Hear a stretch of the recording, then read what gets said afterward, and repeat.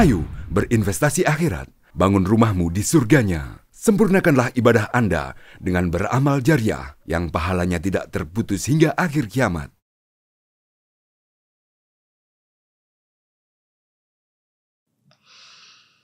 أعوذ بالله من الشيطان الرجيم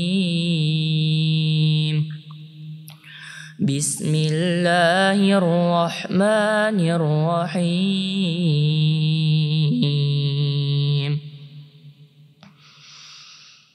والذين يتوفون منكم ويذرون أزواجا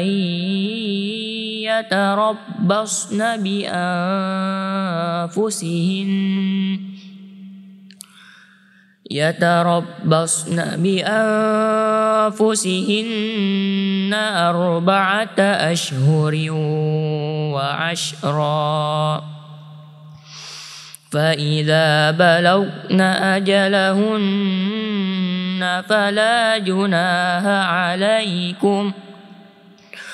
فلا جناح عليكم فيما فعلن في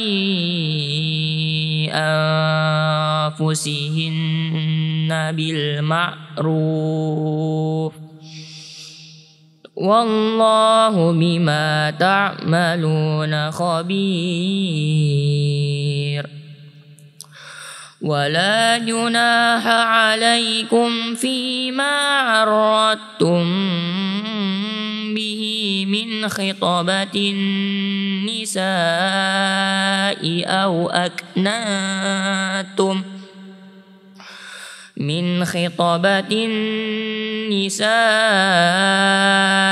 أو أكننتم في أنفسكم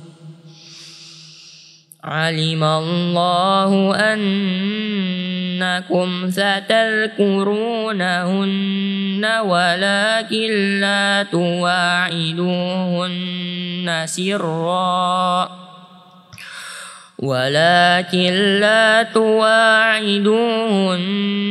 سرا إلا أن تقولوا قولا معروفا ولا تعزموا عقدة النكاح حتى يبلغ الكتاب أجله واعلموا أن الله يعلم ما في أنفسكم فاحذروه واعلموا أن الله غفور حليم لا جناح عليكم إن طلقتم النساء ما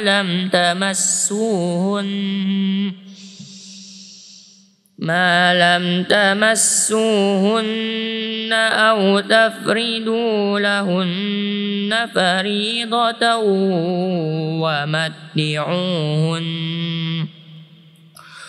ومتعوهن على الموسع قدره وعلى المقدر قدره متاعا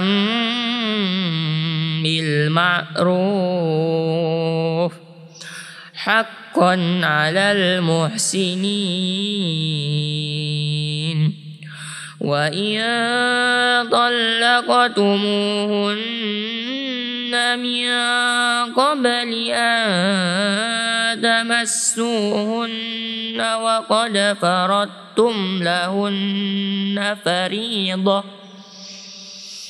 وقد فرضتم لهن فريضة فنصف ما فرضتم إلا أن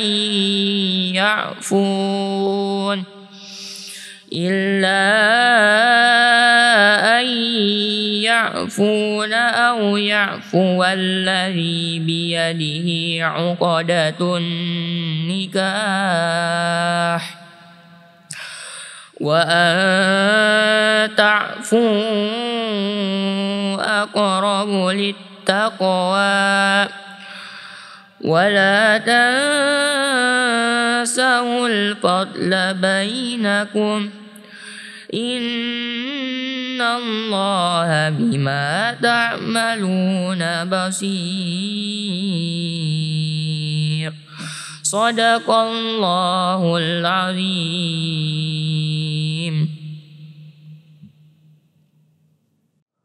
Bismillahirrahmanirrahim. Assalamualaikum warahmatullahi wabarakatuh. Alhamdulillah, wassalatu wassalamu ala rasulillah wa ala alihi wa ashabihi wa man wala. Ashhadu an la ilaha illallah wahdahu la syarika lah wa ashhadu anna Muhammadan abduhu wa rasuluh. Kaum muslimin dan muslimat yang dirahmati Allah. Seperti yang kita pahami bahwa perjalanan hidup kita penuh dinamika. Susah, senang tentu dialami oleh setiap orang. Secara pribadi maupun dalam kehidupan rumah tangga. Tetapi orang yang beriman senantiasa terpatri dalam hidupnya bahwa apapun keadaan yang dialami, kalau itu memang datangnya dari Allah Subhanahu wa Ta'ala, maka senantiasa dia ridha menerima keadaan itu. Prinsip hidupnya adalah walhamdulillahi ala kulli hal. Segala puji bagi Allah atas segala keadaan dan kondisi. Tragedi yang cukup besar dalam rumah tangga adalah ketika terjadinya perceraian. Mungkin lebih besar lagi ketika salah satu pasangan meninggal dunia, dipanggil oleh Allah Subhanahu wa Ta'ala. Maka ini cobaan yang sangat besar dalam kehidupan rumah tangga. Allah mengingatkan dalam surah Al-Anbiya ayat 35. Allah nyatakan, A'udzu billahi minasyaitonir rajim. Kullu nafsin dha'iqatul maut. Setiap yang bernyawa pasti merasakan kematian.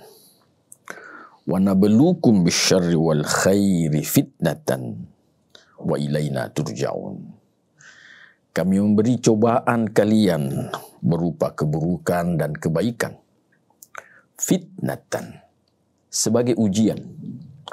Wa ilaina turja'un, dan kepada kami kalian semua pasti dikembalikan. Kaum muslimin dan muslimat yang dirahmati Allah.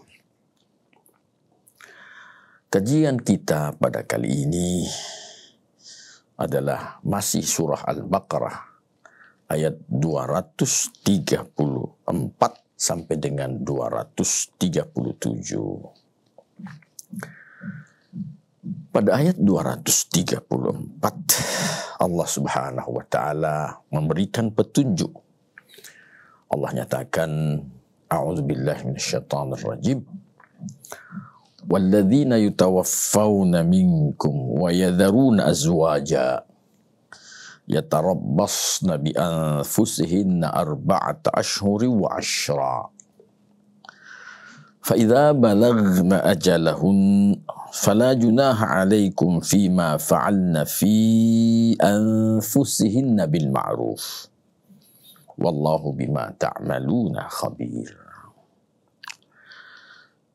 Dan orang-orang yang ditinggalkan di antara kalian, orang-orang yang meninggal, wa yadharuna azwaja, dan dia meninggalkan istri yatarabbasna bi anfusihinna arba'ata ashhuri wa asyra. Maka istri yang ditinggal suaminya itu hendaknya mereka menunggu selama 4 bulan 10 hari. فَإِذَا بَلَغْنَ أَجَلَهُنَّ فَلَا جُنَاحَ عَلَيْكُمْ فِيمَا فَعَلْنَ فِي أَنفُسِهِنَّ بِالْمَعْرُوفِ. Kalau sang janda itu telah sampai masa iddahnya, fala junaha alaikum fima fa'alna fi anfusihinna bil ma'ruf. Maka tak ada dosa bagi kalian, hai para ahli keluarga, terhadap apa yang dilakukan oleh istri yang ditinggal suaminya itu. Dia melakukan sesuatu yang dengan cara yang ma'ruf. Wallahu bima ta'maluna khabir. Allah dengan apa yang kalian kerjakan maha memberitahu. Kaum muslimin yang dirahmati Allah, mengapa istri yang ditinggal suaminya masa iddahnya adalah 4 bulan 10 hari? Salah satu di antaranya adalah agar dapat diyakinkan bahwa apakah sang istri yang ditinggal suaminya ini dia ada mengandung seorang janin atau tidak. 4 bulan 10 hari tentu kalau perempuan itu mengandung sudah bisa kentara. Dan kalau dia mengandung maka tentu dia harus lebih lama lagi menunggu.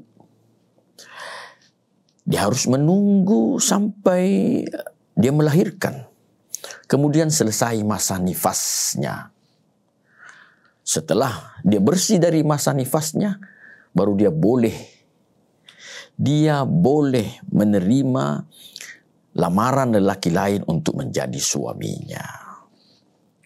Yang kedua, para ilmuwan menjelaskan bahwa 4 bulan 10 hari itu adalah masa di mana bekas-bekas jejak dari suami pertama yang ada dalam rahim sang istri ini terhapus sama sekali.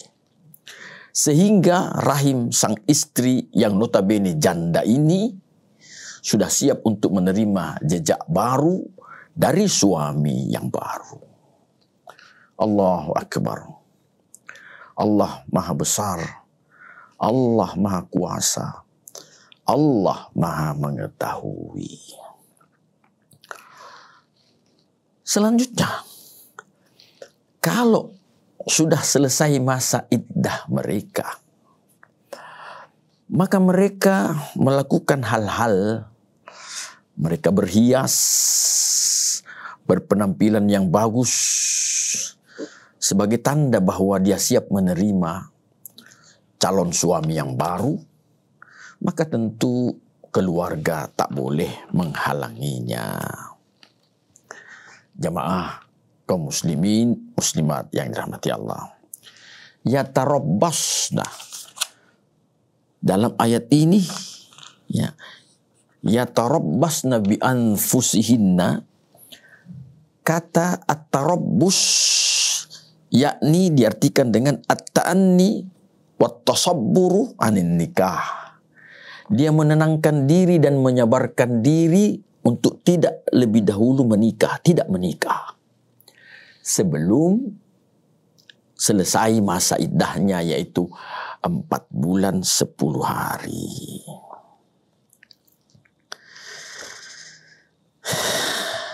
Ada sebuah hadis dari Rasulullah SAW di mana Rasulullah pernah bersabda kepada Furai'ah binti Malik bin Sinan, wa kanat mutawaffa anha, dia telah ditinggal mati oleh suaminya. Apa kata Rasulullah? Umkuthi fi baitiki, hatta yablughal kitabu ajaluh. Tinggallah kamu di rumahmu sampai selesai masa iddahmu. Qalat, Furai'ah binti Malik itu berkata, fa'adattu fihi 4 ashhuri wa ashra. Maka aku menghitung-hitung masa iddahku, aku menunggu selama 4 bulan 10 hari. Hadis ini diriwayatkan oleh Imam Malik dari Sa'id bin Ishaq bin Ka'ab bin Ujrah. Inilah jemaah sekalian yang menjadi dasarnya bagi wanita yang mendapatkan cobaan dari Allah Subhanahu wa taala, ditinggal suaminya, maka tentu dia tetap harus memperhatikan syariat-syariat Allah Subhanahu wa taala.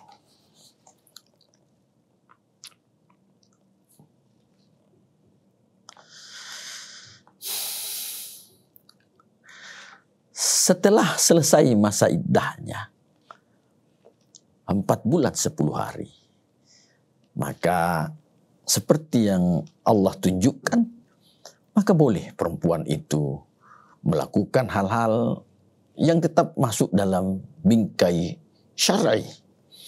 Dia bisa berhias, dan ini menunjukkan bahwa dia sudah siap untuk menerima lamaran lelaki yang lain. Dalam hadis Ummu Habibah, di sini dinyatakan, la yahillu limra'atin tu'minu billahi wal yawmil akhir. Tidak halal bagi seorang perempuan yang beriman kepada Allah dan hari akhir, tuhiddu ala mayyitin, yang dia itu melakukan hid terhadap orang yang sudah mati, fauqa thalathin, lebih dari 3 hari. Illa ala zaujin 4 ashhuri wa ashra, kecuali jika dia telah sampai masanya 4 bulan 10 hari. Kalau sudah sampai masanya 4 bulan 10 hari, maka boleh dia memakai alkohol, celak, boleh dia memakai al-khidab, sesuatu yang memberi warna, ya, apakah kepada tangannya atau di kukunya memberi warna, atau bilhanna dengan memakai yang kita sebut dengan memakai pacar, ya, memakai sesuatu yang biasa perempuan letakkan di kukunya guna mewarnai kuku tadi itu. Jadi kaum muslimin yang dirahmati Allah, yang dimaksud dengan antahiddah al-ahdath adalah tarkul mar'ati zinah kullaha minal libas wattib, meninggalkan, perempuan itu meninggalkan memakai perhiasan secara keseluruhannya. Jadi ya, kalau perempuan itu belum sampai masa iddahnya selama 4 bulan 10 hari, maka dia tidak boleh memakai perhiasan.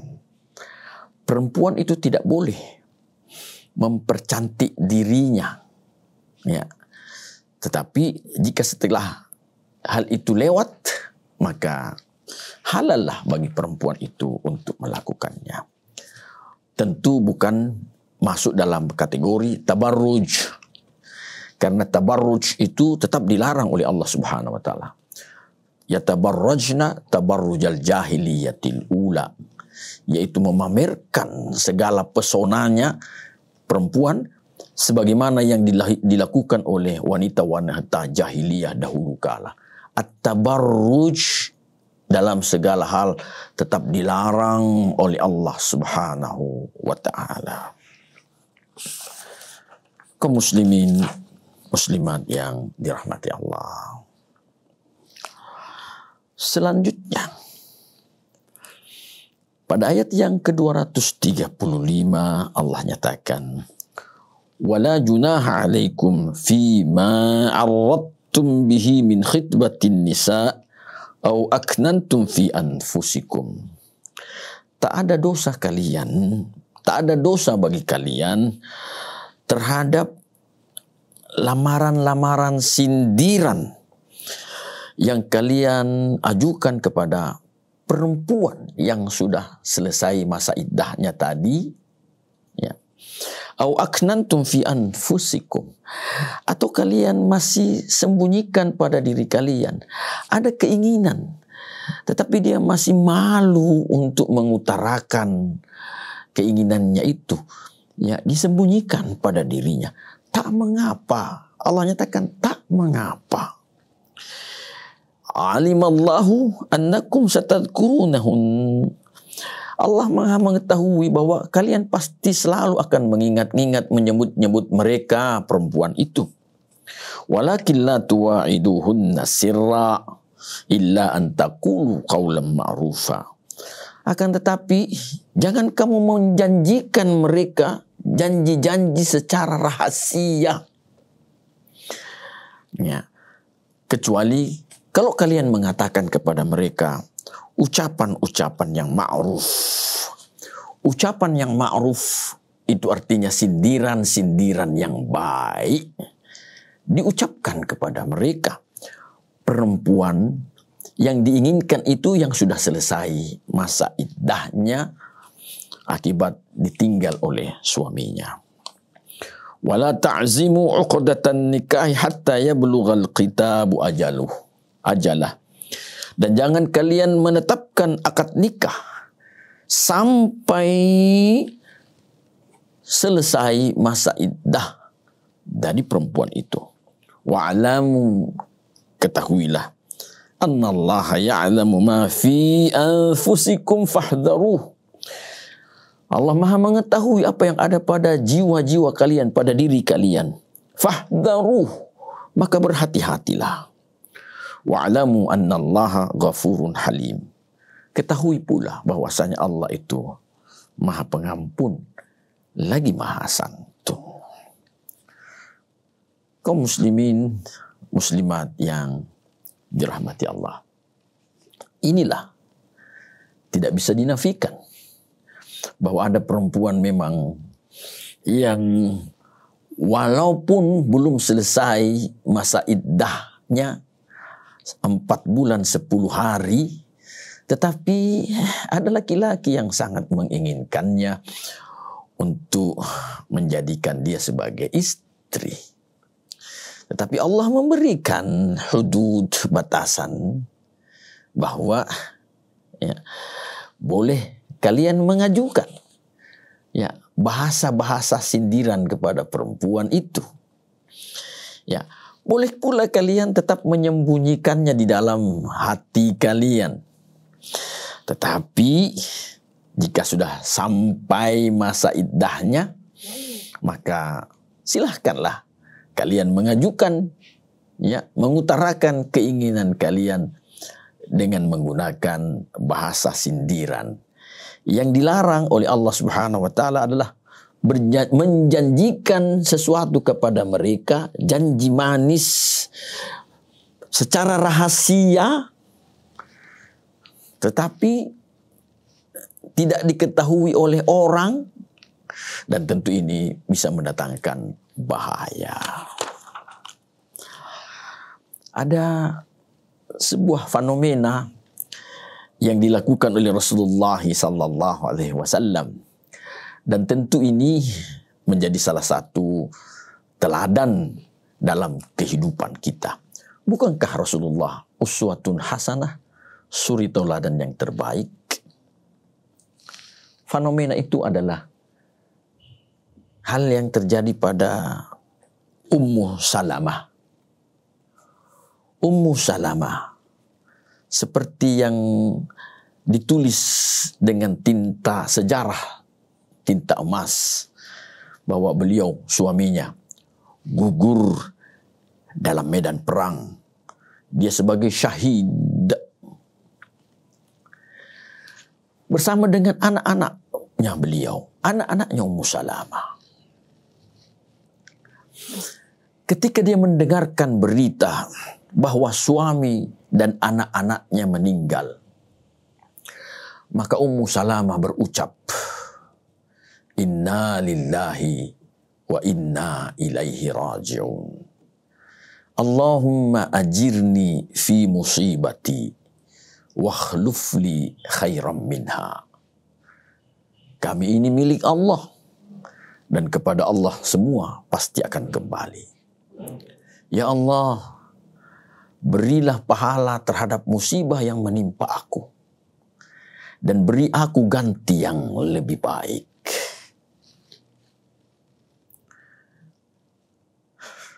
Ucapan Ummu Salamah ini disampaikan oleh malaikat Jibril kepada Rasulullah sallallahu alaihi wasallam. Dan inilah doa yang baru pertama kali diucapkan oleh wanita muslimah pada saat itu, yaitu Allahumma ajirni fi musibati wa akhlufli khairan minha. Ya Allah, berilah saya ini pahala terhadap musibah yang menimpa aku, dan beri aku ganti yang lebih baik dari yang hilang itu, ya Allah. Selesai masa iddahnya Ummu Salamah 4 bulan 10 hari, maka datanglah Rasulullah SAW kepada Ummu Salamah, dan Rasulullah berucap, Laqad alimti anni Rasulullah wa khairatuhu wa mawdi'i fi qaumi. Wahai Ummu Salamah, engkau ini benar-benar tahu bahwasanya ini aku adalah Rasulullah. Wa khairatuhu, saya adalah manusia yang terbaik dibanding dengan sahabat yang lain. Wa mawdi'i fi qaumi, dan engkau tahu pula bagaimana kedudukannya aku terhadap kaumku. Maka dinyatakan bahwa Ad-Daraqutni menyatakan bahwa inilah khitbah, inilah lamaran Rasulullah sallallahu alaihi wasallam. Beliau menggunakan bahasa yang sangat halus, bahasa kiasan dalam melamar Ummu Salamah. Dan tentu Ummu Salamah tidak akan pernah menolak lamaran Rasulullah sallallahu alaihi wasallam. Betapapun dia mencintai dahulu suaminya, tetapi kecintaannya kepada Rasulullah sallallahu alaihi wasallam tentu lebih besar. Betapapun mulianya suaminya, tetapi kemuliaan Rasulullah sallallahu alaihi wasallam tentu tak terkalahkan. Ucapan dan doa Ummu Salamah diijabah oleh Allah Subhanahu wa taala. Wakhlufli khairan minha, beri aku ganti ya Allah dengan yang terbaik, lebih baik daripada suami yang meninggal ini.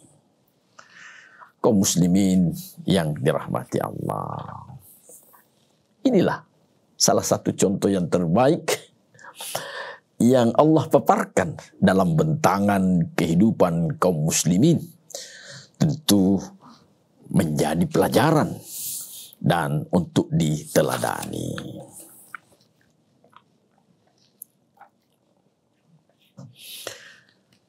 Ayat 236. Allah nyatakan, La junaha alaikum in talaqtumun nisaa ma lam tamassuhunna aw tafridu lahunna faridah. Tak ada dosa bagi kalian jika sekiranya kalian menceraikan perempuan itu padahal kalian belum menyentuh mereka kalian belum menggauli mereka atau belum memberikan keseluruhan mahar kepada mereka perempuan yang dicerai itu, wa matti'uhunna 'alal musi qadaruhu wa 'alal muqtiri qadaruhu mata'an bil ma'ruf. Beri mereka kesenangan perempuan yang dicerai itu, ya, sesuai dengan kemampuan kalian. Wa 'alal muqtiri qadaruhu mata'an bil ma'ruf. Dan bagi mereka yang rezekinya kurang luas, maka berikan pula perempuan yang diceraikan itu kesenangan bil ma'ruf, dengan cara yang baik, haqqan 'alal muhsinin. Ini tentu menjadi kewajiban bagi orang-orang yang muhsinin, orang-orang yang baik. Jadi ada pelajaran penting yang bisa kita petik pada ayat ini, bahwa pertama, bisa saja terjadi perceraian dalam kehidupan rumah tangga, padahal sang suami belum menyentuh istrinya. Sang suami belum menggauli istrinya. Tetapi karena adanya hal-hal yang ketidakcocokan, maka terjadilah perceraian. Ada pula perceraian yang terjadi padahal suami belum memberikan keseluruhan dari mahar yang menjadi kewajibannya. Jamaah sekalian, bukankah mahar itu bisa dicicil? Meskipun selama ini yang sering kita saksikan dalam akad nikah, senantiasa Pak Penghulu menyatakan bahwa masa maharnya kontan. Tetapi ketahuilah, Islam tak pernah melarang mahar itu dicicil. Seperti yang terjadi pada Nabi Musa alaihissalam. Nabi Syuaib menikahkan anak perempuannya dengan Nabi Musa dengan mahar 8 tahun, 8 musim haji dia harus bekerja kepada mertuanya. Tetapi Nabi Syuaib menyatakan, fa in atmamta 'ashran famin 'indik. Kalau kamu wahai Musa menyempurnakan ini 10 masa haji, maka itu terserah kamulah. Riwayat menunjukkan bahwa Nabi Musa menyelesaikan maharnya untuk bekerja kepada mertuanya selama 10 musim haji. 10 musim haji itu artinya 10 tahun. Bekerja selama 10 tahun. Itu artinya maharnya dicicil. Bagaimana kalau misalnya ada kejadian seperti itu, meskipun ini sangat langka kita temukan. Ada kejadian bahwa ada seorang laki-laki menikahi seorang perempuan dengan mahar dicicil. Lantas belum selesai ditunaikan seluruh cicilannya, terjadi perceraian. Maka tentu ada petunjuk berikutnya, petunjuk Allah berikutnya di ayat selanjutnya. Artinya ini boleh. Sebentar kita akan baca ayatnya. Tetapi pada ayat ini yang ke-236, Allah menganjurkan wa matti'uhunna 'alal musi' qadaruhu wa 'alal muqtiri qadaruhu mata'an bil ma'ruf. Bagi mereka yang punya rezeki lapang, berikanlah kesenangan istri kalian sesuai dengan kelapangan kalian. Dan bagi suami yang istrinya yang rezekinya pas-pasan, maka tetaplah berikan kesenangan kepada istri kalian sesuai dengan kemampuan kalian. Bil ma'ruf, tentu dengan cara yang patut, dengan cara yang baik. Tetapi Allah nyatakan haqqan 'alal muhsinin. Ini menjadi kewajiban bagi mereka yang senantiasa berbuat ihsan. Apa itu ihsan, jemaah sekalian? Hadis menunjukkan tentang definisi ihsan, yaitu ketika malaikat Jibril mendatangi Rasulullah sallallahu alaihi wasallam, di mana Rasulullah sedang bertemu dengan sahabat-sahabatnya, ya, sedang katakanlah memberikan nasihat-nasihat kepada sahabatnya. Tiba-tiba datang seorang lelaki duduk di hadapan Rasulullah. Lutut lelaki tadi dilengketkan dengan lutut Rasulullah. Kemudian lelaki itu bertanya, "Ya Muhammad, mal Islamu?" Dan Rasulullah menjawab seperti yang kita ketahui, yaitu rukun Islam. Al-Islamu an tashhada an la ilaha illallah wa anna Muhammadar Rasulullah wa tuqimas salata, dan seterusnya. Rukun Islam. Setelah Rasulullah menjawab, lelaki itu kemudian berkata, "Shadaqta, kamu benar ya Muhammad, ya Rasulullah." Kemudian dia mengajukan pertanyaan yang kedua, "Wa mal iman?" dan dijawab oleh Rasulullah. Kemudian lelaki tadi itu kembali menyatakan, "Shadaqta." Pertanyaan yang ketiga lelaki itu, "Wa mal ihsanu ya Muhammad?" Maka Rasulullah menjawab, "Al-ihsan an ta'budallaha ka'annaka tarah fa illakum lam takun tarahu fa innahu yaraka." Ihsan itu adalah kamu menyembah Allah seolah-olah kamu melihat Dia.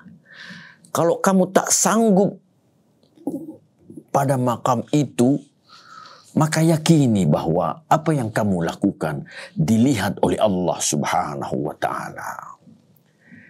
Kesimpulan dari definisi ihsan adalah melakukan amalan yang terbaik, yang berkualitas.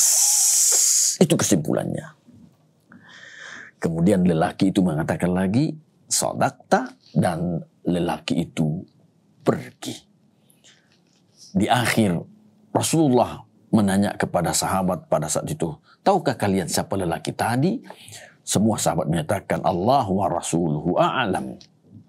Kemudian Rasulullah menyatakan, "Itulah tadi Jibril yang datang mengajarkan kepada kalian apa itu Islam, apa itu iman, dan apa itu ihsan." Jadi berbuat ihsan ini tentu sebuah keniscayaan. Tragedi rumah tangga, betapapun seorang suami menceraikan istrinya, tetapi berbuat ihsan tetap menjadi sebuah keniscayaan. Haqqan 'alal muhsinin, kewajiban bagi orang-orang yang senantiasa berbuat ihsan.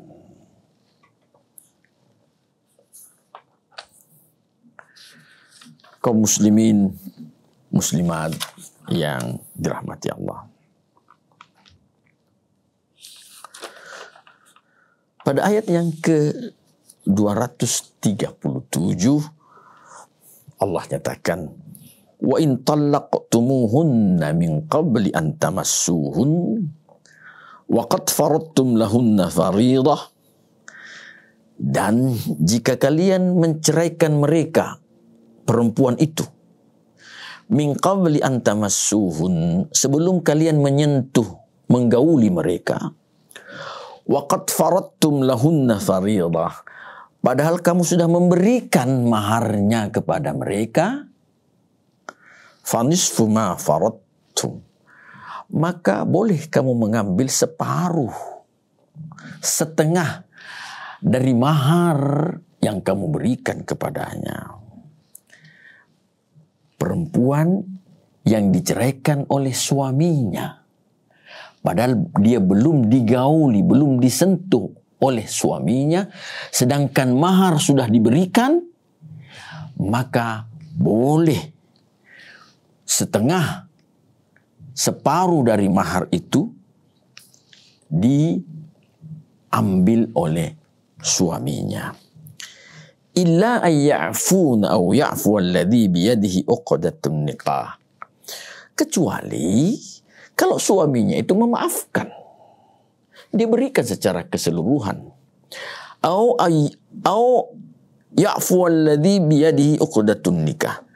Kecuali kalau istrinya itu memaafkan, illa ayya'funa, kecuali kalau sang istri memaafkan, diberikan semua maharnya itu kepada suaminya, au ayya'fu alladhi biyadihi uqdatun nikah, atau suaminya memaafkan, diberikan semua maharnya itu kepada istrinya, maka tentu ini tidak mengapa. Dan Allah nyatakan wa anta'fu aqrabu littaqwa. Memberi maaf itu lebih dekat kepada takwa. Wala tansawul fadla bainakum. Jangan kalian melupakan hal-hal yang utama yang pernah terjadi di antara kalian pada saat berumah tangga. Innallaha bima ta'maluna basir. Allah maha mengetahui, maha melihat apa-apa yang pernah kalian lakukan. Subhanallah. Inilah bukti bahwa Al-Quran ini benar-benar syarat dengan aturan kehidupan. Al-Quran ini tentu benar-benar tak ada yang tidak dijelaskan pada semua aspek kehidupan manusia. Inilah syumuliyatu al-Islam, keuniversalan dari syariat Islam itu sendiri, termasuk dalam persoalan rumah tangga, hal-hal yang sangat penting meskipun menurut perasaan mungkin tidak enak, sebab perceraian tentu tidak enak, tetapi tetap diatur kemaslahatannya di dalam Islam. Perempuan yang diceraikan padahal belum disentuh oleh suaminya, sedangkan maharnya sudah diberikan, maka Allah memberikan kelonggaran. Boleh dia mengambil separuh, suami mengambil separuh dari mahar yang sudah diberikan itu. Tapi kalau sang istri mau menyerahkan semuanya, dipersilahkan. Atau sebaliknya, sang suami, mantan suami mau menyerahkan seluruh maharnya itu kepada istrinya, mantan istrinya, meskipun belum disentuh, maka juga tak mengapa. Tetapi Allah nyatakan, wa anta'fu aqrabu littaqwa. Memberi maaf itu lebih dekat kepada ketakwaan. Yang selanjutnya Allah nyatakan, wala tansawul fadla bainakum. Jangan lupakan keutamaan-keutamaan, hal-hal yang baik yang pernah terjadi di antara kalian dalam berumah tangga. Dahulu kala, ketika kalian berdua belum bercerai, tentu ada hal-hal yang membahagiakan. Jangan lupakan itu. Sehingga dengan demikian tentu, meskipun mereka berpisah, tidak saling mengungkap kekurangan-kekurangan di antara mereka. Mantan suami tidak mengungkap kekurangan mantan istrinya, dan mantan istri tidak mengungkap kekurangan-kekurangan dari mantan suaminya. Mereka saling menjaga diri. Inilah hakikatnya wala tansawul fadla bainakum.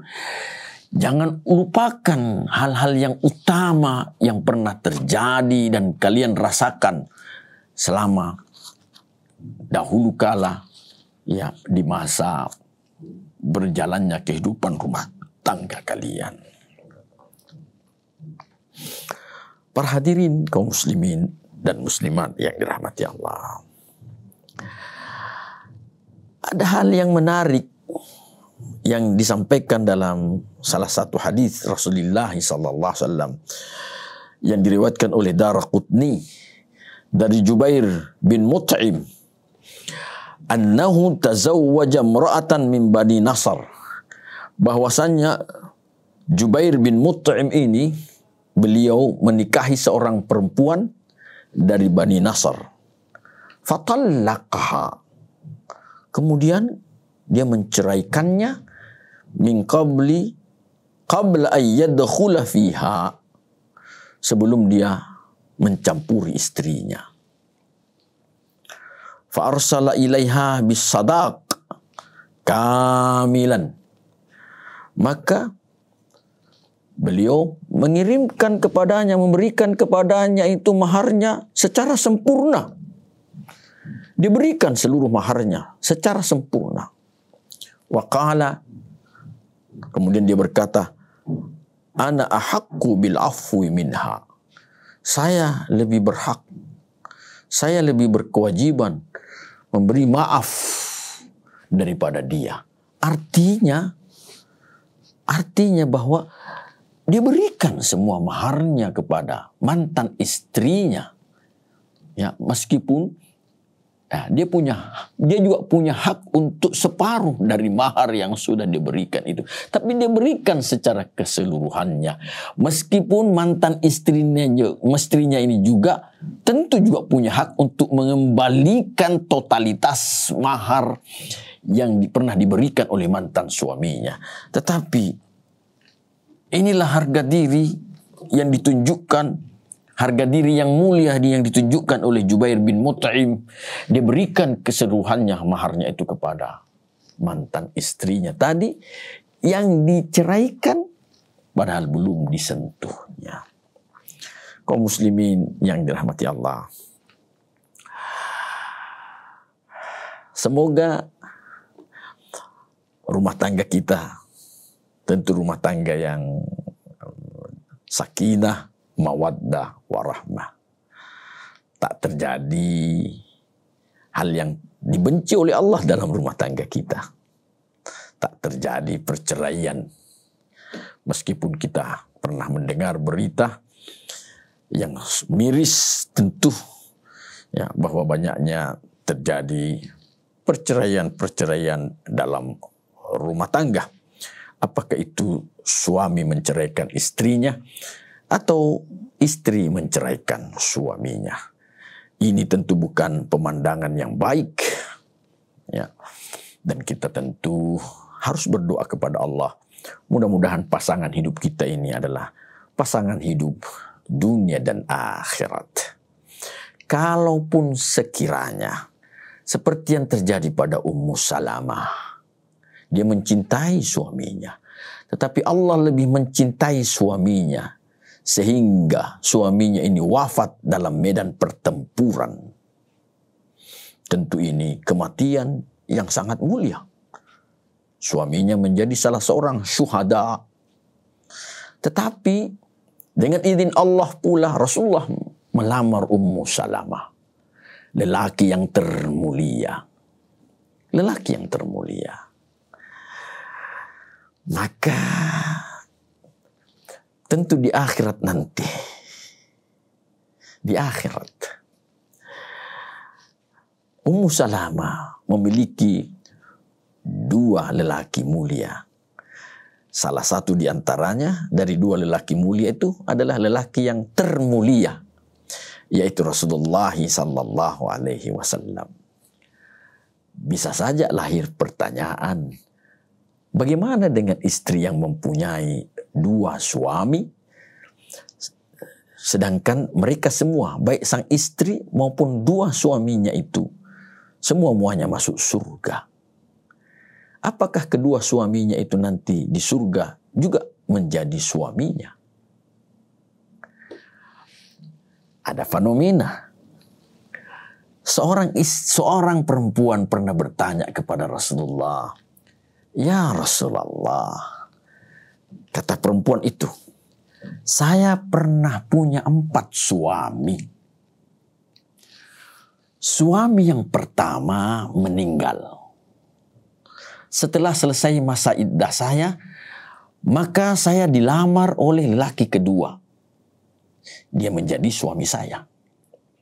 Suami saya yang kedua ini syahid di medan perang.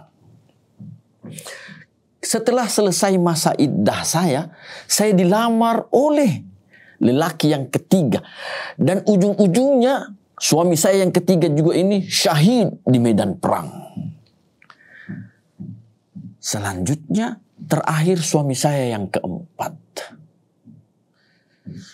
Kalau sekiranya suami saya empat-empatnya ini masuk surga, dan saya juga masuk surga, apakah suami saya empat-empatnya juga ini menjadi suami saya nanti di surga?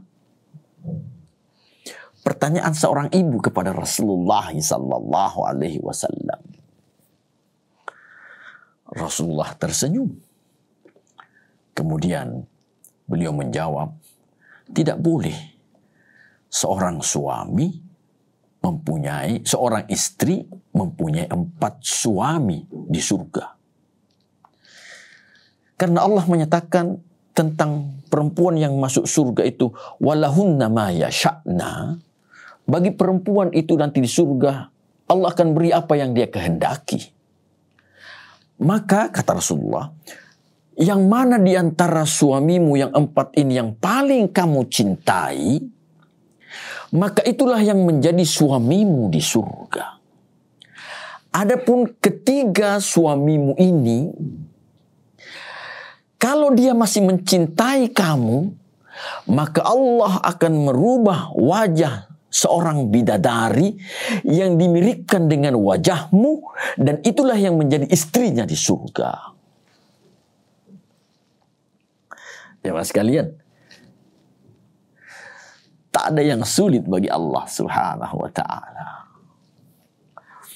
Jadi, kalau sekiranya ada seorang perempuan 2 atau 3 kali menikah, 2 atau 3 suaminya ini semuanya adalah suami-suami yang saleh, masuk surga dengan izin Allah, dan istrinya ini juga masuk surga dengan izin Allah, maka tentu permasalahannya terselesaikan dengan pertanyaan perempuan tadi terhadap Rasulullah SAW yang bersuamikan 4 orang.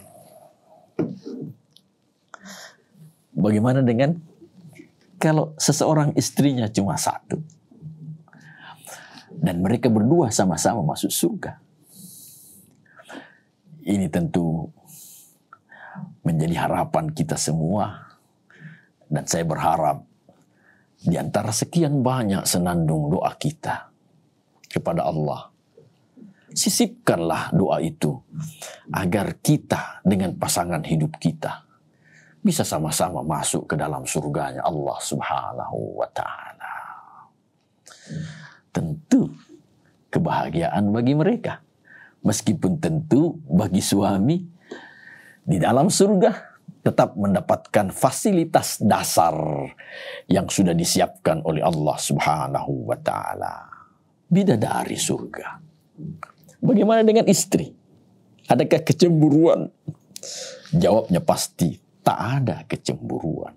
Sebab keadaan di surga tentu tidak sama dengan keadaan di dunia ini.